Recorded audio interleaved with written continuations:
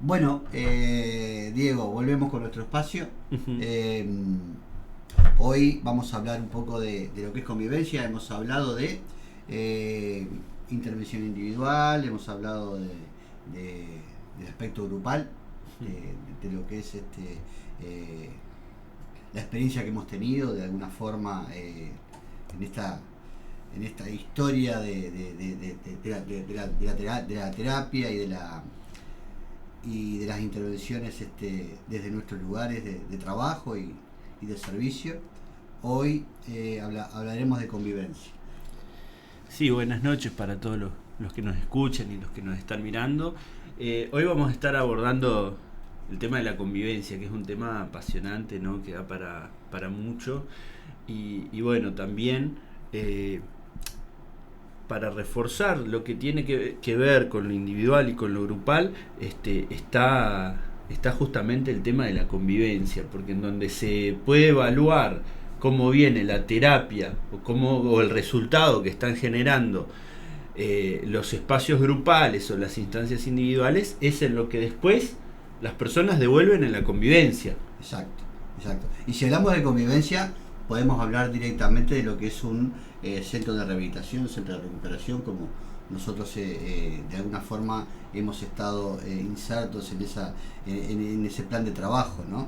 Y tenemos la experiencia de nuestra chacra, de la chacra Javes, donde hemos visto un montón de personas eh, intentando un cambio, pero que al principio cuando llegaban pensaban que ya estaba todo el pescado vendido, por decirlo de alguna manera, y se empezaban a encontrar con una cantidad de cosas propios de la convivencia, ¿no? Propios de la convivencia. Sí, sin duda. Y también un aspecto fundamental de la convivencia es qué es lo que nos va a meter en el tema siguiente, es cómo la familia convive con el adicto, ¿no? Exacto. Ya les estamos tirando un adelanto del siguiente El siguiente programa, ¿no? que es de familia, ¿no? Exacto, pero poder convivir, el adicto necesita generar un montón de herramientas eh, y de cambios para lograr una convivencia saludable, pero también a los que les toca convivir con el adicto, ¿no? Perfecto. Perfecto. Así que bueno, sí, tenemos todo para desarrollar este tema el día de hoy. Sí. Así que esperamos que se puedan estar comunicando con nosotros también Sí. por medio del Facebook, de nuestro número de teléfono, que van a ser transmitidos por... Van a aparecer ya en la voz de un locutor que nos venimos perfeccionando y entrando en detalles para que que el contenido sea mejor, mejor escuchado o más escuchable, por decirlo así, ¿no? Porque al principio queríamos hacer todos nosotros y bueno, de todo, vamos a darle a cada quien su lugar y como esto es como zapatero a tus zapatos, ¿no? Nosotros no somos locutores, por lo tanto hay algunas cosas que necesitamos que se destaquen y se resalten en el contenido y tiene que ser con una voz adecuada, ¿no? Y se van sumando sospechosos. Se van sumando sospechosos. Tenemos al locutor que hoy nos está visitando. Le mandamos un saludo. Le mandamos un gran saludo a Sebastián Sena, que lo tenemos acá en el estudio, pero él ha sido la persona que ha tomado la voz, digamos, ¿no? de una apertura, de un cierre, de vías de comunicación. Por lo tanto, le damos las gracias, por supuesto que sí. Y traíamos en esto de la convivencia, ¿no? Esas herramientas y esos hábitos que el adicto necesita empezar a hacer suyo, ¿no? Sí. Y desde la propia abstinencia, ya de entrada, que algo que cuesta muchísimo el parar, ¿verdad? Necesita empezar con un reordenamiento de su conducta, algo que él trae totalmente desordenado, y naturalmente desordenado, podríamos decirlo, ¿no? De alguna forma. Trae malestares, incomodidades que confrontan precisamente a la convivencia en cualquier centro de rehabilitación, no solo en la Chacra Javes donde nosotros estuvimos, sino que en cualquier lugar que una persona que no tiene esos hábitos de conducta o no puede respetarlos por el tema de su enfermedad, es muy difícil para el comienzo. Como acostumbrarse a reglas, horarios en las jornadas, ¿no? Tanto sea jornadas de terapia o laboterapia o normas de convivencia básicas, ¿no? Es muy pero muy difícil, y lo hemos visto y lo hemos experimentado con las personas. Sí, y es importante, ¿no? Porque cuando uno piensa en un adicto que va a un programa de rehabilitación que amerita una internación, hay algunos aspectos a tener en cuenta. El adicto puede venir a una internación por no tener dónde vivir, ¿no? El adicto no tiene dónde vivir, y bueno, necesita un techo, necesita un lugar. Muchas veces se contactan con nosotros y por la urgencia o la demanda de necesitar dónde depositar a la persona, pensando en esta urgencia de que no tiene techo, pero no tan conscientes del proceso de cambio que tiene que hacer el adicto. Y otro es el caso del adicto que realmente entiende que necesita hacer un proceso y necesita internarse para lograr ese proceso. Entonces, encontramos después en estos lugares, en estos centros, diferentes realidades. Personas que han estudiado facultad, por ejemplo. Personas que no han terminado la escuela. Sí. Personas que se han criado con todas las necesidades básicas satisfechas, resueltas, y personas que no. Y personas que no han tenido mínimamente cubierto la comida para subsistir. Personas que de repente tienen una familia, un contexto familiar en donde saben que bueno, sentarse a una mesa, agarrar cubiertos, y otras personas que lo desconocen, que lo aprenden en ese lugar, ¿no? Y que es un trabajo propio de las personas que acompañan ese proceso, ¿no? Empiezan a haber cambios, ¿no? en la vida de las personas. Entonces en esto no es como muy hablando, yo me iba escribiendo algunas palabritas porque en el teléfono que tengo algunos apuntes me quedaban chiquitas, hablando de reordenar. A veces es más difícil reordenar que ordenar. Sí. ¿No? Porque reordenar implica que vos ya tenías vamos a pensar en algo que es la primera imagen que me viene a mí, mi ropero, ¿no? De soltero, más que nada. Ahora de casado ya está un poquito con ayuda, ¿viste? Está un poquito más ordenado. Pero el de soltero mío, a veces, mirarlo, ya me daba fastidio, ¿viste? Pensar en que tenía que sacar todo. Me podía encontrar con una remera sucia de un partido de fútbol, que digo, ¿qué hace esto acá? Que ya me podía encontrar con cualquier cosa, ¿no? Me acuerdo de tu ropero. Por eso me río. No traigas intimidad. Convivimos en un centro de rehabilitación. No era una buena época mía. No, y también de repente, ahora, a solamente empezar a ordenar, ir obteniendo cosas y ya ir depositándolas de forma ordenada es mucho más fácil.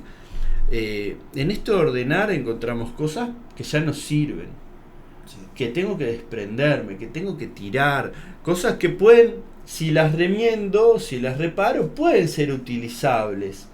Y en esto a veces pueden ser relaciones, por ejemplo, ¿no? Con algún familiar que está la relación rota, y yo en esto de empezar a ordenarme, capaz que si arreglo esta relación, es una relación útil, saludable, que no da para dejarla ahí rota y escondida ya en el fondo del ropero.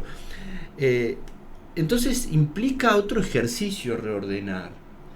Implica que alguien te diga que así no van las cosas. Por ejemplo. ¿No? Por ejemplo. Sí.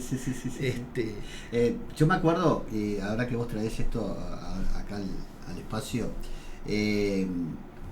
primero que esto de las relaciones que vos traes en esta comparación, es una base muy importante en la relación, ¿no? Y yo traigo aquellas palabras clásicas del desaprender, ¿verdad? Y aprender, y reaprender, ¿verdad? Del aprender con H en el medio, de hacer propio, ¿verdad? Nuevas costumbres, nuevos hábitos, algo que no sabíamos, o de repente que habíamos olvidado. Entonces, como decís vos, es mucho más difícil sacar todo lo que mal aprendimos, o que hoy para un cambio de vida, para un cambio integral de vida, nos está estorbando ahí o nos está molestando. ¿tá? Algo que manejábamos con mucha naturaleza naturalidad quiero decir, y con mucha normalidad, como decís vos, eso ya no va más. Ahora va de esta manera. Bueno, mi desorden para mí está ordenadito. Claro. Pero me pasa a mí en mi casa. Yo tengo 2 escritorios llenos de papeles, siempre lo cuento esto, ¿no? Y yo sé dónde tengo mi desorden. Entonces va mi esposa y ordena, porque ella lo ve, y claro, a ella le gusta mucho el orden. Entonces pasa y me dice, esto, digo, pero déjamelo ahí, porque yo sé que en ese desorden yo tengo determinada cosa, ¿tá? Porque es mío ese desorden. Pero eso no quiere decir... Claro que uno lo tenga que trasladar a todas las áreas de su vida. Claro. ¿No? Pasa en el adicto que este desorden está instalado hace mucho tiempo y bueno, y termina siendo el desorden el campo propicio para sembrar, ¿no? Más adicción. Cuando uno empieza a ordenarse, por ejemplo, en los horarios. Yo hoy en día de repente manejo mis horarios, las personas que viven conmigo saben de repente a la hora que me voy, a la hora que vuelvo, si me voy a alguna reunión, saben con quién voy. Antes nadie sabía nada de mí y podía hacer cualquier cosa, entonces a mí eso me generaba el espacio como para que se filtre una escapadita, ¿viste? Siempre tenía como la oportunidad, mis escapaditas eran bastante continuas, ¿no? O sea, pero uno muchas veces intenta transmitir que a las personas que realmente entienden que necesitan un cambio y sostener ese cambio, que ese cambio se sostiene en medio del orden.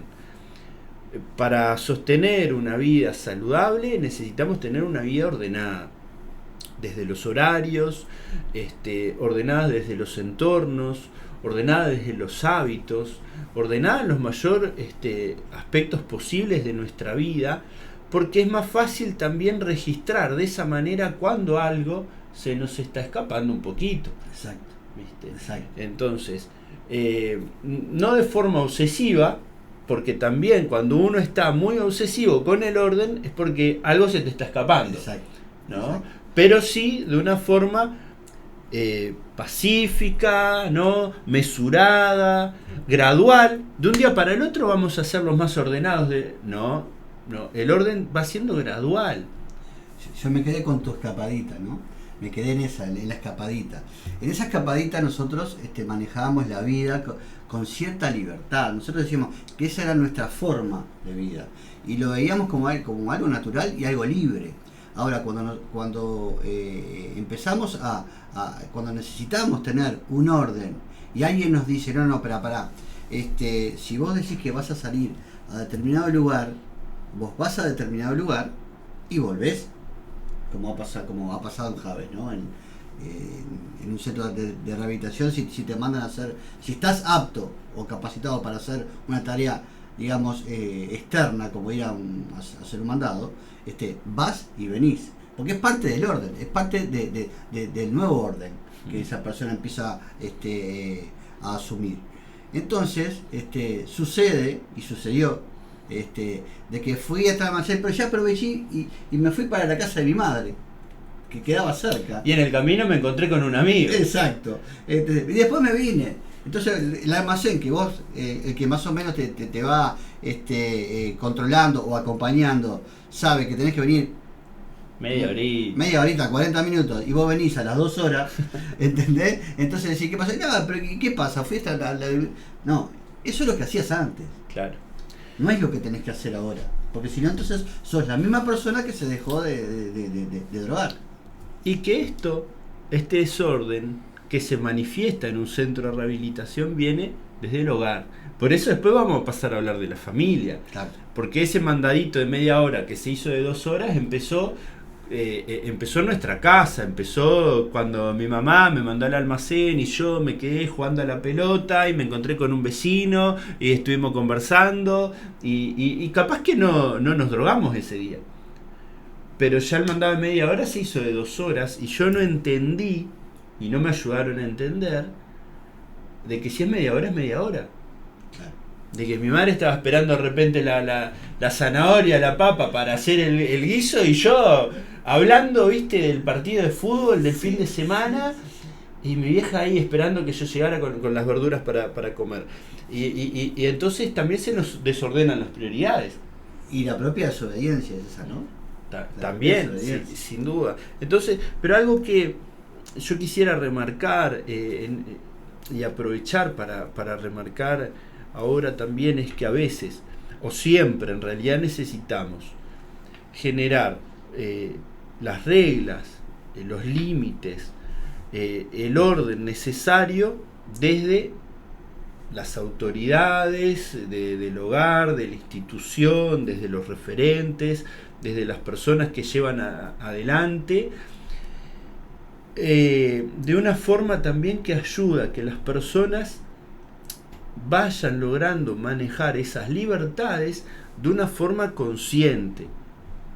Porque es muy común ver, esto es muy común, en centros de rehabilitación donde llevan a rajatabla todas las reglas, el horario, se levantan a las 6, desayunan 6:30, ya para esa hora se cepillaron los dientes y tendieron su cama, salieron a las tareas de terapia laboral o a los talleres o a las charlas, llevan todo rigurosamente, pero salen de la institución y vuelven a despertarse a las 12 como si nunca hubiesen madrugado, y vuelven otra vez a almorzar a las 3 de la tarde y vuelven otra vez a dormirse a las 4 de la mañana porque se engancharon en el Facebook. Entonces el desorden se fue porque de forma exterior alguien me impuso otra cosa, pero nunca terminé yo por aprender esa palabra que usabas vos, apropiarme de este cambio, de este estilo de vida. Entonces a veces se vuelven obsoletos los tratamientos o los procedimientos terapéuticos o los abordajes, porque no permitimos que las personas vayan autogestionando estos cambios, ¿no? De permitir, bueno, a ver qué hace la persona por sí sola si yo no le estoy diciendo qué es lo que tiene que hacer. Que tanta normativa y tanta estructura no dan el tiempo necesario para que la persona pueda tener ese aprendizaje y ese hacer lo suyo, ¿verdad? Porque de acá a acá hay que hacer esto, de acá a acá hay que hacer lo otro. Claro, que entendamos. Es necesario que alguien ponga las reglas, las normas, los límites, los horarios, eso es necesario, ¿no? Pero también es necesario que quienes vamos a respetar o a convivir, estemos de acuerdo, lo entendamos, lo aceptemos, y en caso de no estar de acuerdo, bueno, poder generar un diálogo y decir, bueno, está bien, vos no estás de acuerdo, el día que vos te vayas te vas a levantar a las 3 de la tarde de vuelta, bien, bárbaro, pero mientras estás acá vas a respetar estas normas, ¿está bien? Está, buenazo, pero que la persona vaya entendiendo qué es lo que va a perder y evaluando, ¿no? Pérdidas, beneficios, ¿no? Dejarle esa instancia como una decisión personal que él va a tomar, con qué tipo de vida él va a seguir, o con qué forma de vida va a seguir. Yo no sé cómo estamos de tiempo, pero la convivencia termina acá. Sí, por ahora queda picando para un siguiente repaso. Siempre vamos a tener más para hablar. Exactamente. Quedan las líneas de comunicación, como siempre, abiertas para recibir dudas, inquietudes, comentarios. Perfecto. Así que volveremos entonces en el siguiente espacio de los sospechosos de siempre. Exactamente. Muchas gracias.